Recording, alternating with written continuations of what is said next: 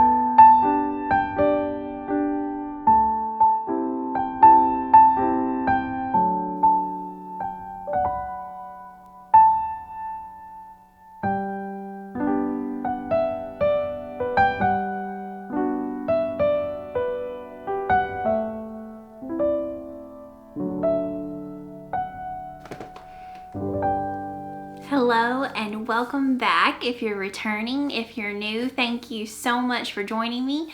My name is Casey and I'm the maker here at Youngfolk Knits. This is a podcast mainly about knitting. Sometimes I talk about sewing, maybe some crochet, different types of creative pursuits. I'm also a beekeeper in my family and I live on a small farm in Arkansas.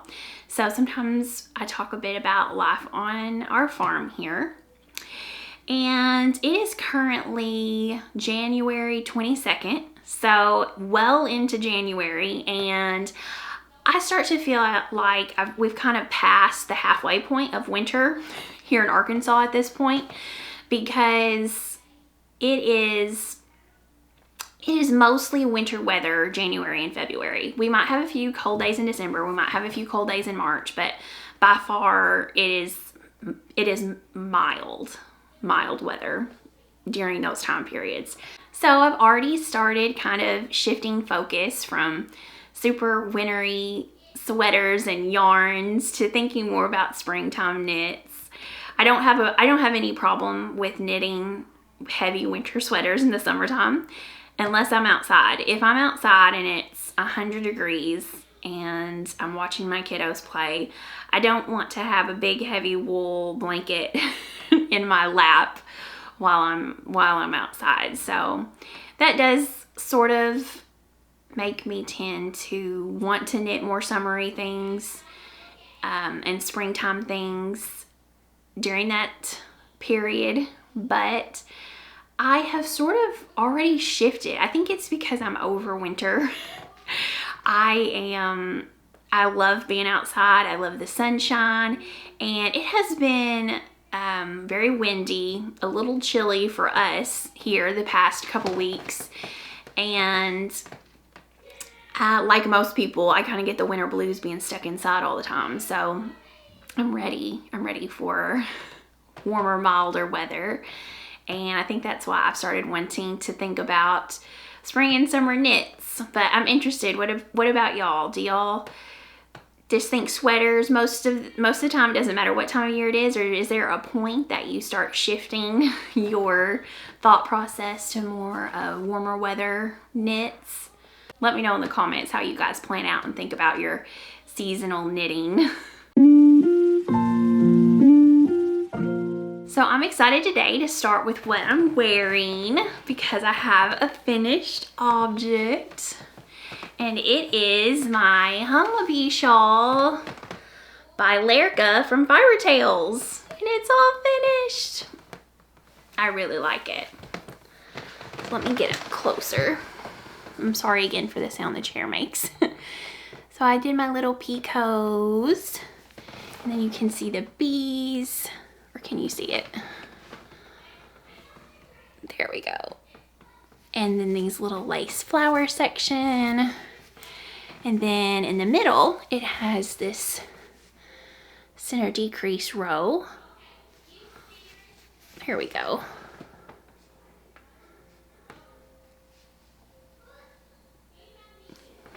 I really like it. So let me tell you a little bit about my experience knitting this. And this is also going to be the FO section because it's my only finished object this week. But this was knit for the Bees Are Friends Knit Along, which I am hosting along with my friend Becky, who is on Instagram as a hand knit letter. And from January 1st through March 31st, 2022, we are having a knit along for the Humblebee shawl because we love bees and we love this pattern. So we thought it was a perfect mix. And there are already so many beautiful, beautiful shawls that have been finished and posted on Instagram. They're beautiful. So look under the hashtag Bees Are Friends Knit Along and you can see all of those. You still also have plenty of time to join in because you have until March 31st to post your finished projects to be eligible to win a prize, and you can watch a previous video that I have to see all the different prizes, and there are a lot. So you should definitely go back and check that out if you haven't seen it yet. And something else that I think is great about this shawl is that it really is a quick knit. It is knit out of DK weight yarn, and I used Wollentwine's DK, and I think it's a BFL mash mix. Is that right? I think so. So in the skein, you know what? Let me grab my leftover yarn. Okay, so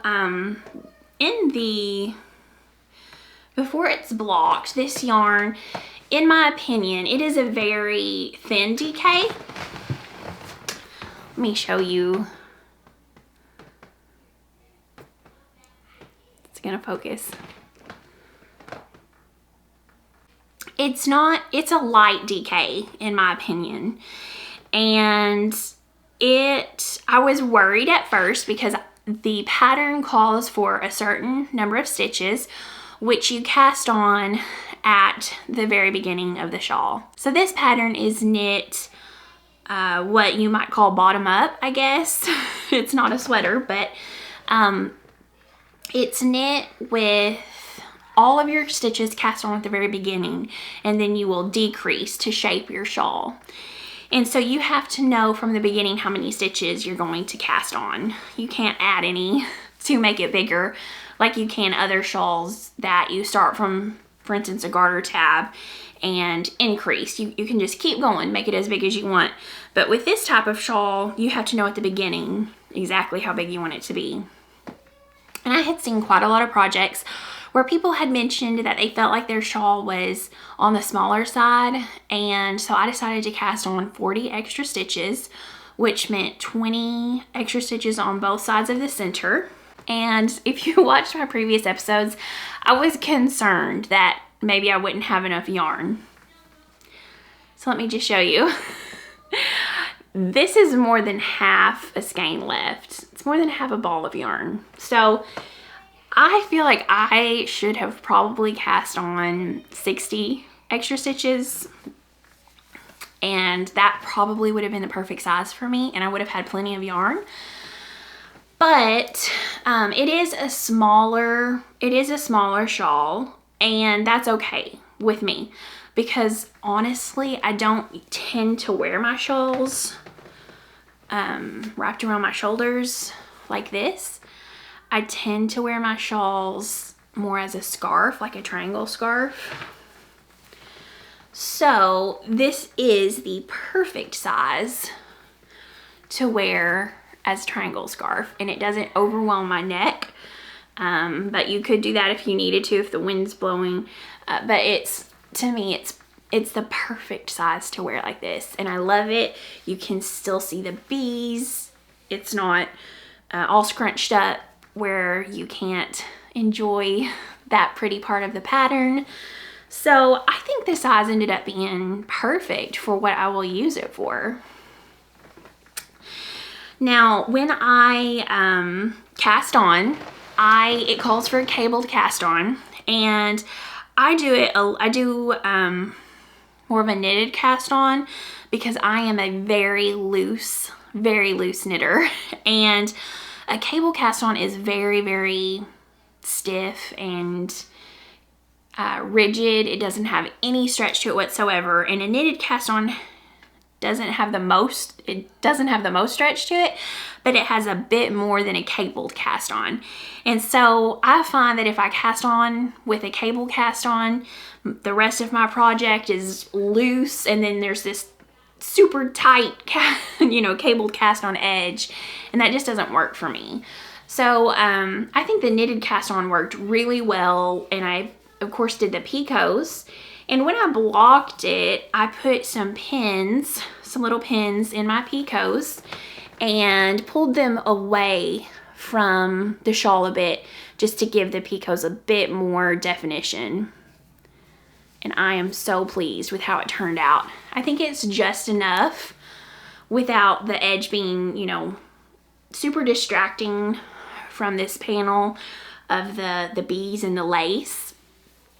And so I'm really glad I did the picots myself. I know a lot of people like the straight edge better, and I think that's really pretty too. I don't know, I'm a sucker for picots. So look at these sweet little bee wings. Look at that. Can you guys, whoop, hang on. Let's see. Is it blowing it out or can you see? I just think they're adorable. So Lyrica did an amazing job with this pattern. She's so very creative and I love it. I think it's gonna be perfect to wear this spring when our bees are coming out and ready to hit the pollen and the nectar, and it won't be too heavy because it's not a massive mountain of a shawl. So I'm really, really happy with it. And I like the color. I use the color Caramel. And this yarn, once it is wet blocked, it blooms really nicely.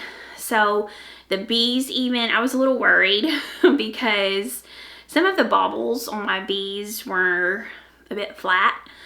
But I think everything, once I blocked it, it just puffed up a bit, bloomed really nicely, and looked so much better.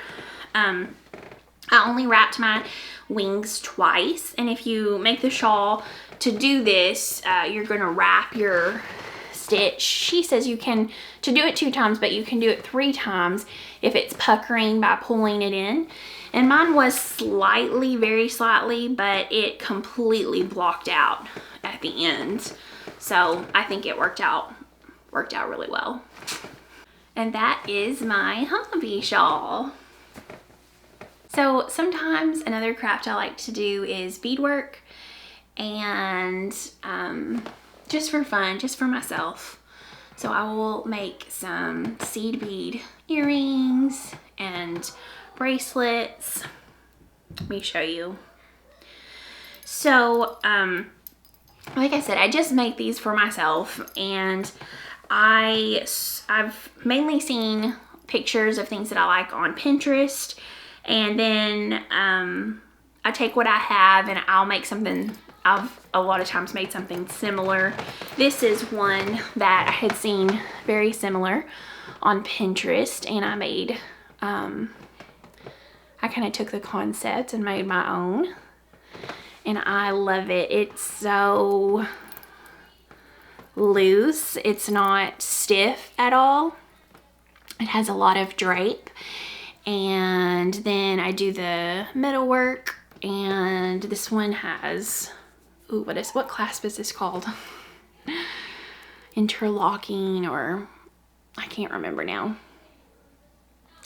But I really, really love this bracelet, and I really enjoyed making it. Let me show you my earrings. So these I did the beadwork for, and I knew kind of what I wanted for the metal top, and my husband helped me solder them. So these are my fringe seed bead earrings, and here's the other one. It's exactly the same. They're a little bit loud for me. I honestly don't wear jewelry ever, but I love these. And unfortunately, I haven't been out and about to wear them anywhere special. So these are glass seed beads that I use. So this is one that I had started. I've only done one, whoops. Let me grab it by this other string. I've only done one earring in just the bead part. I haven't done any of the metal working part yet, but I'd like to make the other one of the pair so I can wear it this summer. I think it'll be fun. So that's another thing I like to do in my spare time. And now I'm not wearing anything of what I was wearing.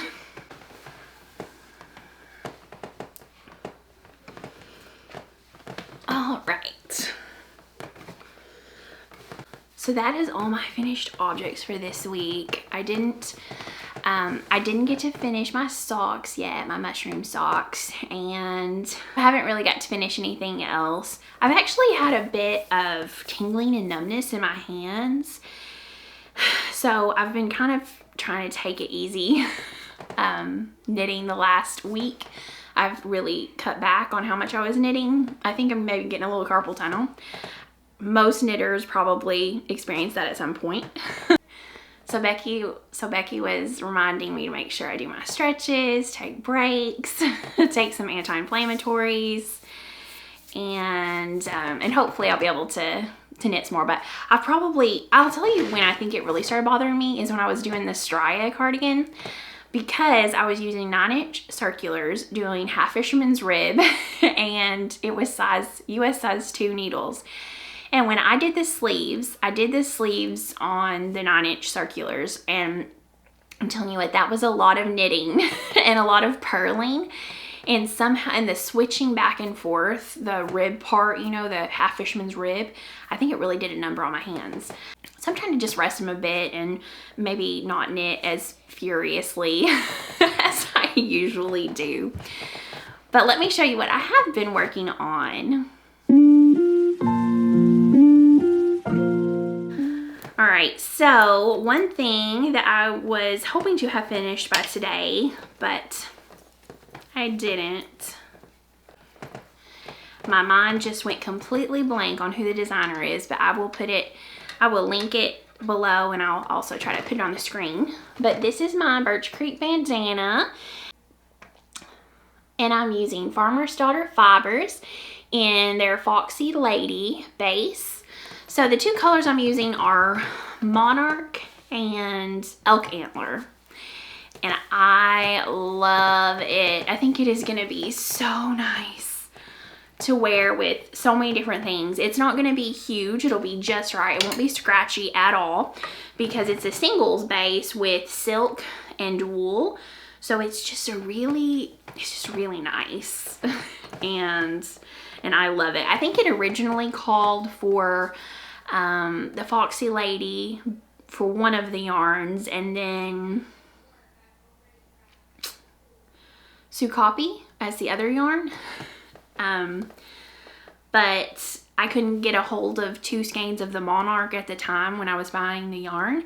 So I just am using Foxy Lady for all of it. And I'm kind of glad that it worked out that way because I really like it. But this is a light fingering and it's knit on, what is it, 3.25 millimeters? Yeah, so size 3 needles. And you have these brioche stripes that run down these different center stripes. And then you have basically garter, except that you are knitting each row twice before turning your work. So you knit and then you purl. So you knit a row and then you scoot it back over, and then you're purling it, and then you turn it over and you purl it, and then you knit it. So it's a lot of knitting for the size that it was. I did not realize that it would be so much knitting, but I'm so close. I need to get to 24.5 inches, almost 25 inches, and I'm not there yet. Not there yet, but I think I can finish it this weekend if I try really hard. Then there I go again. I need to not knit too furiously. The Fast and the Furious. Need to slow down. I think I'm going to just absolutely love this so far. I highly recommend it. Just know that there is a lot of knitting, but I like that the silk gives it a bit of shine, and those singles, they just take the color so well. This is the Monarch. Isn't that beautiful? And then let me show you the Elk Antler.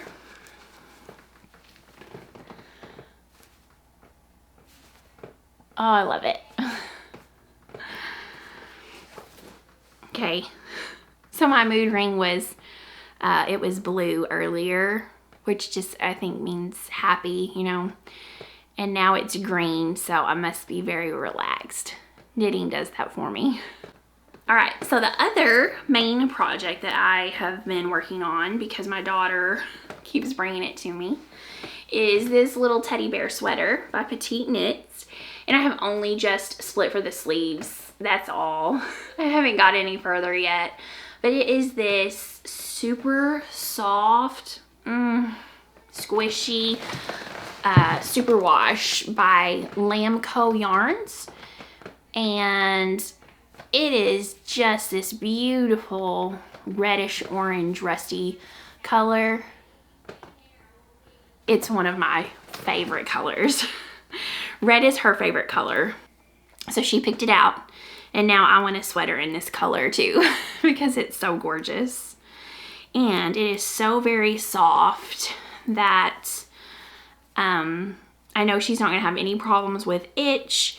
And if it does get, even if a yarn says superwash, if it is still wool only, and it's not a commercial sock yarn, basically, I'm still gonna be very careful about how I wash it. But I am glad that at least with superwash, if she gets it stained or gets it dirty, I can more easily try to get it clean. But she's very knit worthy, so I think she'll wear this a ton. She keeps asking for it. So I've kind of started working on this more than my bandana the last few days.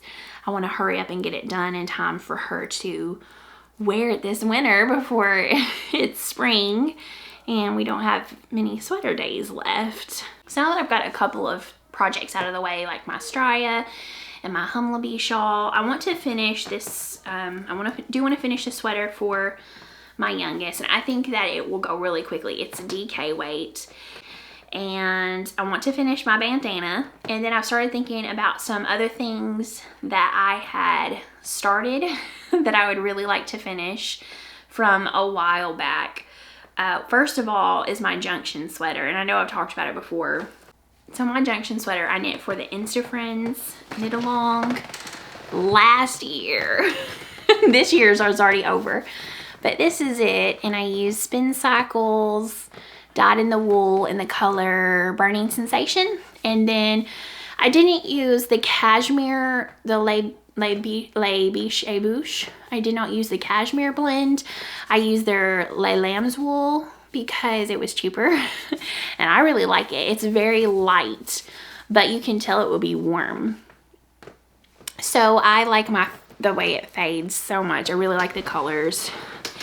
And I had actually finished it, but it was too short for me. So one thing with me is that if it doesn't have enough ease as it goes over my bust, it takes a lot of the length away because it kind of has to go out, you know.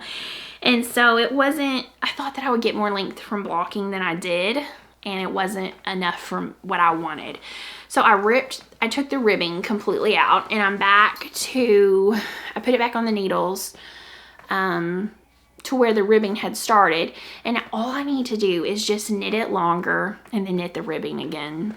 So I really want to finish this. I don't think it would take me that long if I just focused on it, because I would love to have it. I would love to have it to wear the bit of winter days that we have left. So hopefully this is something I can finish up. Isn't that just beautiful? I love those colors. So I had started the Tanya by Boyland Knitworks, or Caitlin Hunter, and I completely got through the lace section, and so I'm just at the stockinette. But sometimes I get really bored with stockinette, and I had set it down, and I haven't really picked it back up again at all. And I'm knitting it out of the, also, Farmer's Daughter Fibers Foxy Lady in the color One Stab, and I really think it's beautiful. I think it would be a perfect summer top. So since I've got the hard part done, I really need to pick that up and finish it, and then that would be a summer top I could get a lot of wear out of. So that's another plan that I have, and I'm trying really hard to make myself finish those things before I cast on something new, which I really want to do the Winter's Beach cardi and the Spark cardigan. I have yarn all ready to go for the Snowy Forest sweater or pullover. which was in one of the Lana magazines. And just so many different things I want to knit, but I'm trying really hard to tell myself I will be so much happier if I just finish what I had already started, and then it won't be lingering back there like the elephant in the room taunting me.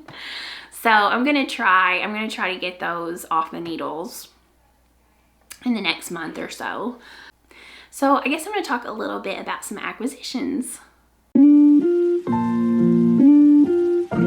So I've been trying super hard to not buy a lot of yarn, but Kayla of Naughty Pine Fibers posted that she had some of these left over in her shop, these minis, and you know, I think minis should never count. They should never count as buying yarn.